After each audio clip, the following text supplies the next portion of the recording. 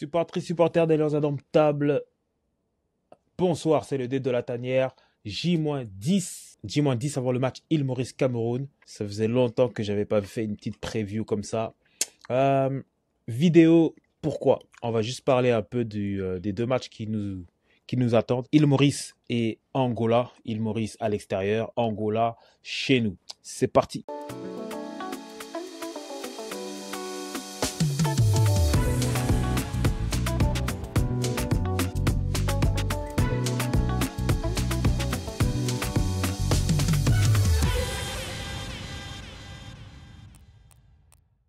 Alors, je voulais parler déjà faire un état des lieux. La dernière vidéo, elle était un peu sur les émotions. Alors, nous sommes deuxième du championnat deuxième de notre groupe avec 15 points. Devant, il y a le Cap-Vert qui a 19 points et derrière nous, la Libye qui a 14 points. Alors, bien sûr, il faut être le premier pour être qualifié directement à la Coupe du Monde. Le seul moyen pour qu'on puisse être premier, il faudrait que le Cap-Vert perde un contre l'île Maurice. Non, il faudrait qu'ils perdent contre la Libye et contre Eswatini. Ce qui paraît, et que nous, derrière, nous gagnons 2 matchs d'affilée. Alors, on va dire que on a plus une chance de finir deuxième. Donc, si nous finissons deuxième, je dis bien si nous finissions deuxième, parce que pour le moment, nous ne sommes pas dans les 4 meilleurs deuxièmes de chaque groupe. On a 15 points. Le goal average est défavorable au quatrième. Il y a le Burkina Faso, le Gabon, la République démocratique du Congo et Madagascar. Alors, de mémoire, on espère que l'un des 4, mais en tout cas l'un des 3 qui est devant nous, perdre des points. Et nous, si on pouvait donc faire ces 2 victoires d'affilée et terminer dans les 4 premiers. Alors maintenant, on va faire les calculs pour pouvoir être qualifié. Quand vous êtes barragiste, donc il y a un mini tournoi entre les 4 premiers. Vous rencontrez, je ne sais pas si c'est le premier qui va rencontrer le quatrième et le deuxième qui va rencontrer le troisième. Les 2 gagnants se rencontrent et le gagnant, donc celui qui sort de cette poule à 4, va rencontrer les barragistes de CONCACAF, de toutes les autres fédérations à part l'Europe. Il y aura donc l'Asie. Pour le moment, on ne sait pas qui est qualifié en Asie. Ils ont encore un autre tour à faire. La CONCACAF et CONMEBOL, il y a la Bolivie. Et l'autre, c'est l'Océanie, c'est la Nouvelle-Calédonie. Alors, dans ce tournoi, écoutez-moi bien, les 2 meilleurs, les 2 nations les mieux placées dans le classement FIFA ne feront pas le premier match. C'est-à-dire 1, 2, 3, 4, 5, 6. Il y a 6 équipes. Donc, dans ces 6 équipes, il y a 2 équipes. Les 2 équipes qui sont les mieux classées dans le classement FIFA ne feront pas de barrage. Enfin, c'est pas qu'ils feront pas de barrage, mais ils feront pas le premier match de barrage international. Ça va se jouer entre les 4 derniers. Donc, les 4 derniers vont se rencontrer et les 2 gagnants de ce pas de mini tournoi, mais de ces rencontres entre les 4 derniers, rencontrera donc les 2 meilleures nations qui seront le mieux classées dans le classement FIFA.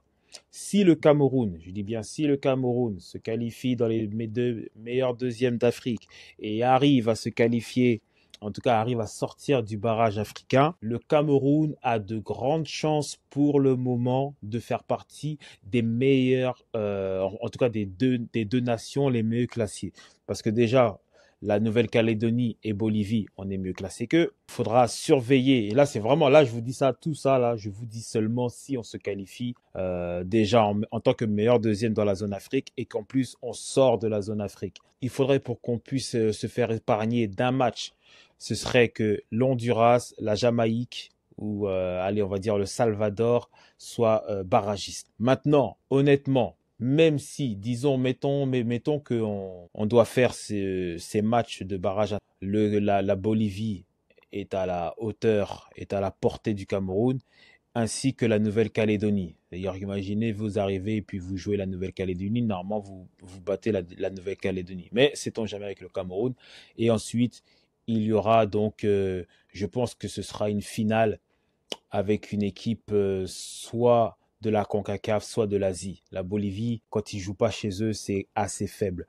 Donc moi, je mettrai une pièce sur un candidat de l'Asie Mais dans les équipes de l'Asie qui sont susceptibles de jouer le barrage, vous avez donc l'Iran, le Qatar, l'Arabie Saoudite, l'Irak.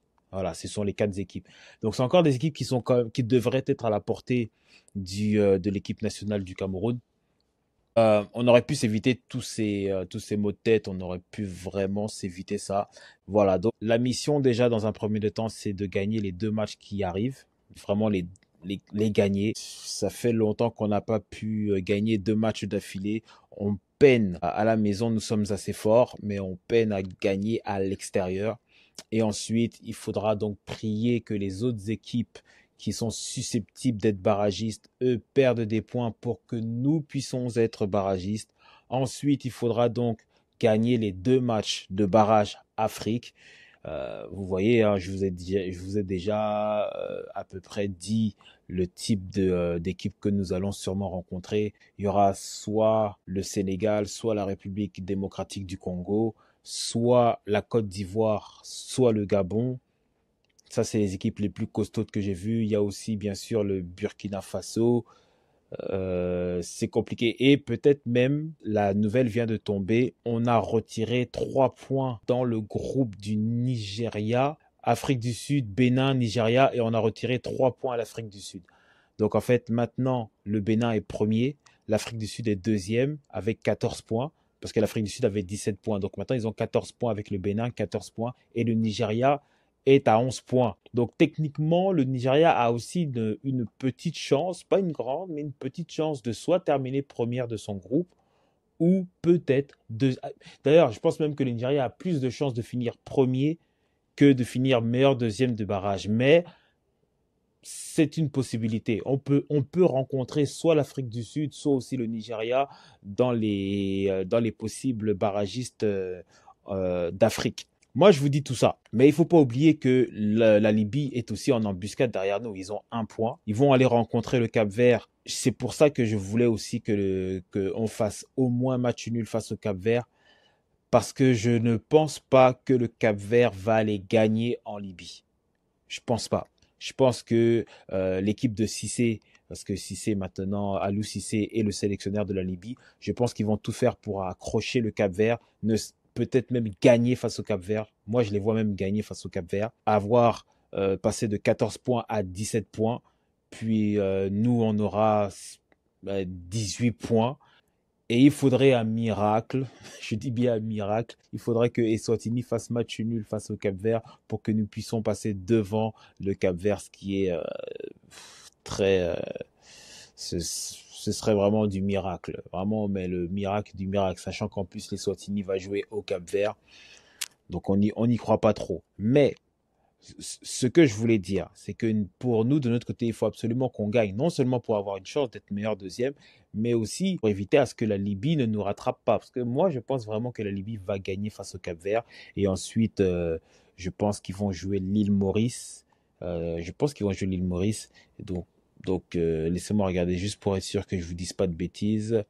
Donc ouais, c'est ça. Donc ils jouent le Cap-Vert chez eux et ils vont jouer à l'île Maurice. Donc ils vont gagner contre l'île Maurice. Ils vont La Libye, ils vont viser les 6 points, au minimum 4 points, mais je pense qu'ils vont viser les 6 points. Mais nous, Cameroun, il faut absolument qu'on vise les 6 points, ne serait-ce que pour avoir une chance de finir premier et au moins, dans le cas échéant, meilleur deuxième, en espérant que soit le Cap-Vert perd des points, soit l'un des 4 meilleurs deuxièmes perde des points. Voilà, ça c'était la petite vidéo juste pour vous expliquer la situation du Cameroun ça devient compliqué. Ça devient compliqué parce qu'à l'heure où on parle, le Cameroun n'est même pas qualifié, ne serait-ce que directement ou indirectement. On garde espoir. Je vais faire une autre vidéo un peu plus proche où on va peut-être un peu parler aussi de l'état du football camerounais, des joueurs qu'on attend en sélection. On a quelques joueurs maintenant, des jeunes joueurs qui poussent et qui se font voir de la meilleure des façons. Est-ce qu'on garde le même groupe? Est-ce que le groupe va évoluer? Est-ce que peut-être il y aura des absents? On en parlera dans la prochaine vidéo. C'est le dé de la tanière 237. On est ensemble, les gars.